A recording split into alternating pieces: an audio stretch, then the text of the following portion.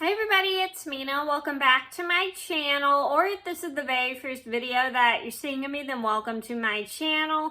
Please be sure to hit the subscribe button down below if you didn't already. I post every day except for Tuesday and Friday afternoon sometimes, and today in this video, I'm going to go over my top 11 most common mistakes that happen when knitting and crochet tutorials here on YouTube. So just to let you guys know, not everybody's perfect at giving knitting and crochet tutorials, especially if they're first starting out, because they're not very aware of the certain, sorry, there was squeaking outside. Anyway, little mishaps that happen where their camera's out of focus, their camera's not angled properly, or they're just not used to teaching in front of a live audience. So basically it just happens when you're first starting out. We all make mistakes, but we all learn from our mistakes later on. And I thought this would be a really good video just to help you guys if you're interested in giving knitting and crochet tutorials. And I've definitely made these mistakes before when it came to giving knitting and crochet tutorials here on YouTube. And these are mistakes you definitely should watch out for. But if you make them and you're new to YouTube, it's totally okay. You'll learn later on. So I'm gonna get started and I hope you guys enjoy.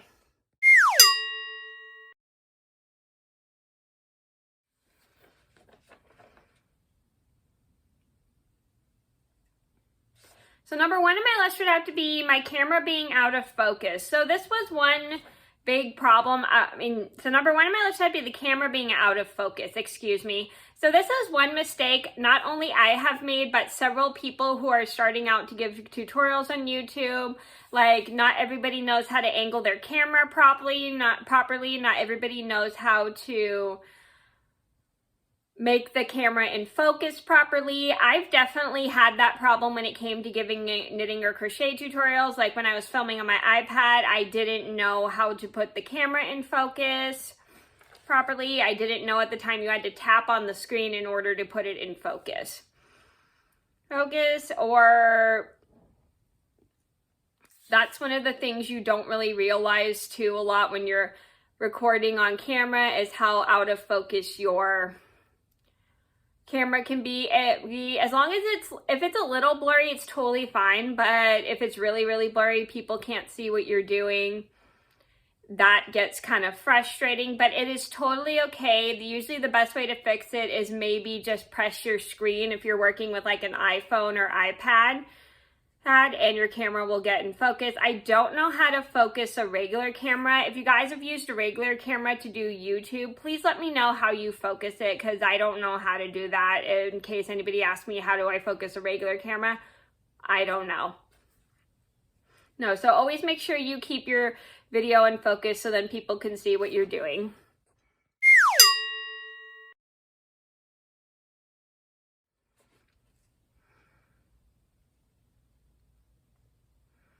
Number two on my list would have to be the camera not being angled properly. So this is one mistake that I've noticed several YouTubers have made. Like, they'll have the camera angled not close up, they'll have it angled kind of far away, or they'll have it angled where people can't see their hands. It just happens. Not everybody really knows how to angle their camera when they're beginners.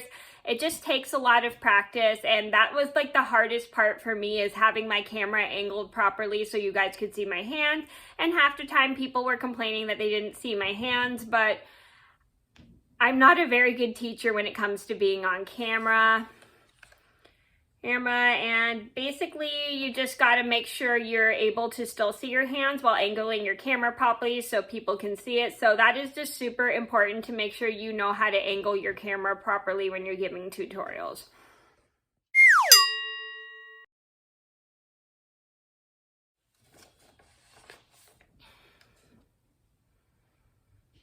Number three on my list would have to be working with a dark colored yarn. So this is a pretty common mistake. I've seen several people on YouTube knit with dark colored yarns, because they'll pick like a random yarn from their stash, which you're trying to get rid of. I know I've done that before.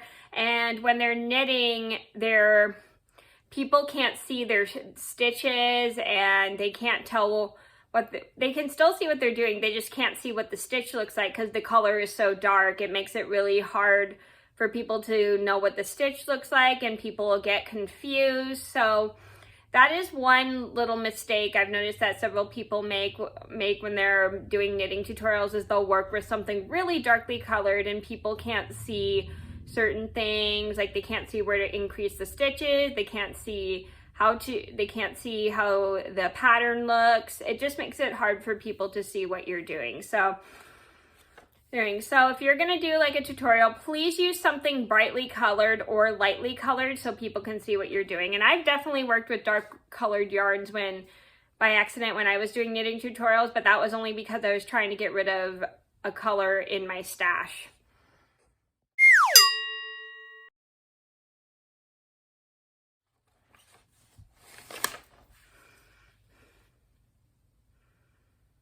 Number 4 on my list would have to be the lighting being bad. This was one complaint I got with my knitting tutorials a lot of people complained how bad my lighting was, how they couldn't see what I was doing, and how I even definitely did try my best not to block the light. And I definitely know the lighting in my old room was kind of bad at night, and it made it hard for people to see what I was doing. So if you're going to film like a knitting tutorial, always be sure you have really good lighting, because you don't want to work on a tutorial and not have good lighting. It's not really a good thing, especially if you're working with something really darkly colored. It makes it hard for people to see.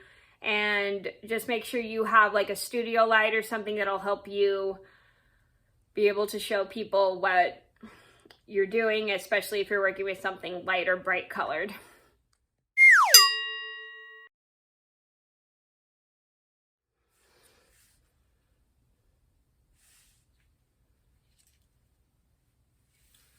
Number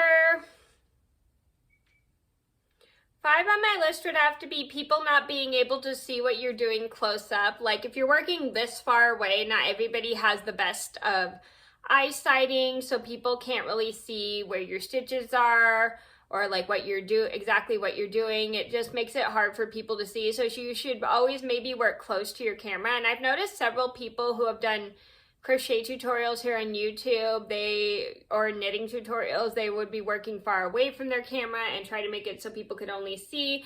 And not everybody has the best of eyesight when it comes to things being extremely small. I remember one time I was watching a crochet tutorial for an infinity scarf, and this girl had her camera angled this way, and then she was working this way. She was making like an infinity scarf. Like I said, she was crocheting it. And when she was working this way, it was really hard to see her stitches, and she was kind of a little too far away from the camera, and she didn't have it angled properly, but I'm glad she learned from her mistakes. I mean, I've definitely had troubles angling my camera from certain ways which made it hard for me to do knitting tutorials, was the angling of my camera. So you should always make sure you have a good angle of your camera so people can see what you're doing.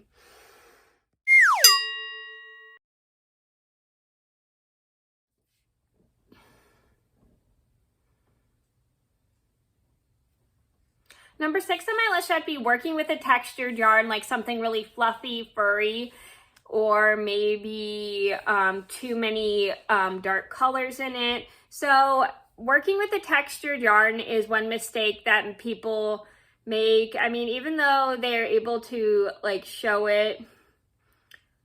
if they're doing like educational knitting tutorials, it's fine. I mean, but if you're a beginner and you're starting out with a knitting tutorial, maybe don't work with a textured yarn, because it's really difficult for people to see what you're doing.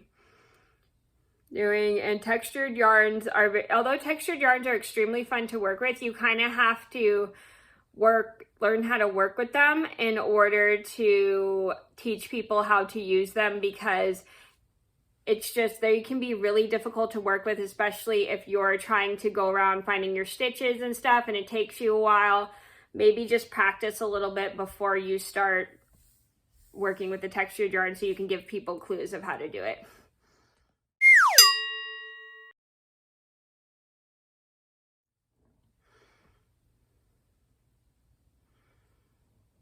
Number 7 on my list would have to be editing/cutting out scenes. So this definitely happens. Some people will miss certain clips from their cameras, and they'll put it in text of what happened to it and why they don't have that certain thing. And then sometimes they'll put it in the notes of what you're supposed to do, which is a good thing because then people don't get confused. And sometimes when you have so many clips going on, it definitely gets confusing of which part you're on. Trust me, I've been there, especially when I've done my knitting tutorials. I've accidentally numbered some of my parts wrong and people were getting confused.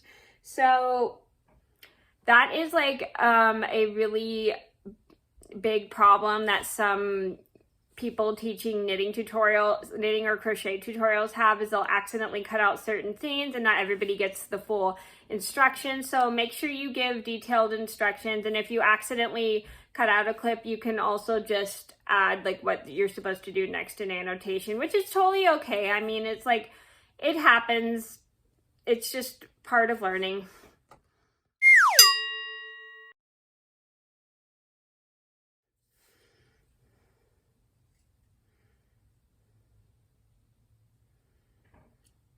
Number 8 on my list would have to be instructions not coming out clearly. I mean, this kind of happens if you're not really used to teaching people on YouTube and everything. Your instructions don't come out clear enough. A good tip is if not a lot of people understand what you're saying for the instructions, you should always probably put them down in the description box so people know. And I definitely was not the best at giving instructions. I'm usually really good at following instructions for certain things, but giving instructions, I'm just not very good at. So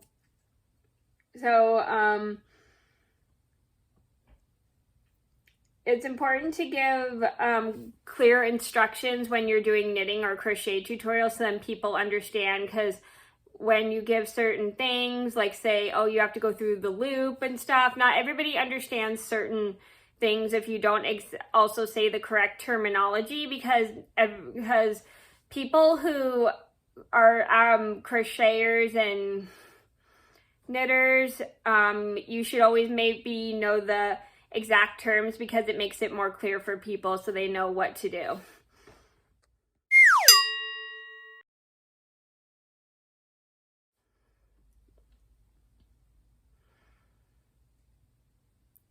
Number 9 on my list would have to be people not having the link to the pattern or the pattern in the description box. Sorry, I got lost of which one I was at. So this is one problem I've seen that happens in knitting or crochet tutorials, is not everybody has the instructions for the patterns in the box written down, and people get confused, people get lost. So if you ever want to give the pattern out, you should always put a link to your website that has the pattern, or maybe just put the pattern in the description box. But if it's way too long, I definitely suggest maybe just leave a link to the pattern so it'll make it easier, because you can't really fit too much in the description box because it does get full fairly quickly.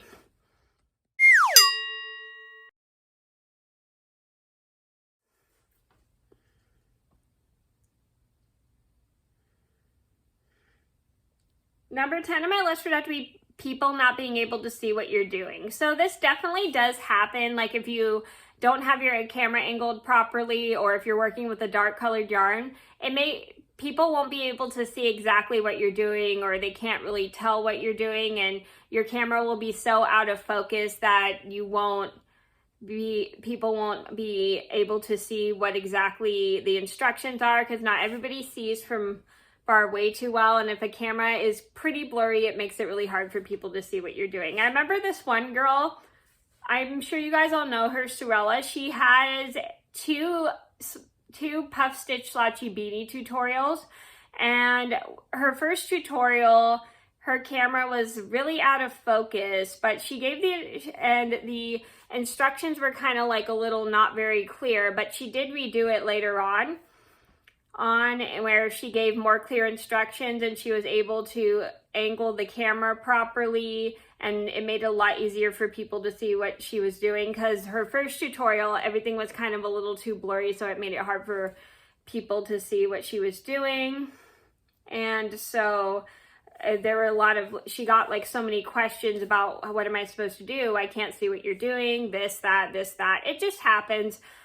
happens. And if you would like to see her slouchy beanie tutorial, I'll link her video in the description box down below along with the first one she did. They're both pretty good tutorials, but she did redo it just so it was more clear. And that is just a pretty difficult thing to do when you're trying to teach in front of a camera. I know I've definitely had this problem when I was trying to teach in front of a camera, that it made it hard for me to see where my hands were, and people were complaining, I can't see what you're doing, I can't see what you're doing. So basically it is very difficult to teach in front of a camera for some people.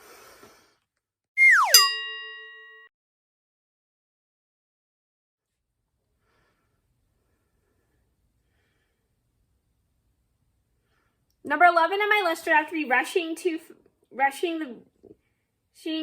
get the video done fast because you have a time limit. This is like a really, really difficult one if you're first starting out with YouTube and you're just a beginner and you only get 15 minutes to film. It's so incredibly frustrating when you have to rush the video, and you rush it so quickly to the point to try to get it done and put together that your instructions don't always come out clear. People get confused, and it's really annoying when you have to rush to get a video done because you can only film for like 15 minutes when you first start, and you really want to and you have an urge to just get this done. So when you're filming or editing a tutorial for knitting or crocheting, please make sure to take your time, especially if you only get 15 minutes to film, because then you can see your mistakes, you can see what you did wrong, you can see this, you can see that. It's always good to check your videos before you start YouTube. Before you post your video on YouTube, excuse me. So then you can understand, or if you have to redo the video or not. So those are my top 11 most common knitting tutorial mistakes. I hope you guys enjoyed the video. I know I said top 10, but I meant to say top 11. Thank you guys so much for watching. Please be sure to like and subscribe if you haven't already. I post every day except for Tuesday and Friday afternoon sometimes, and I'll see you in another video soon. Bye.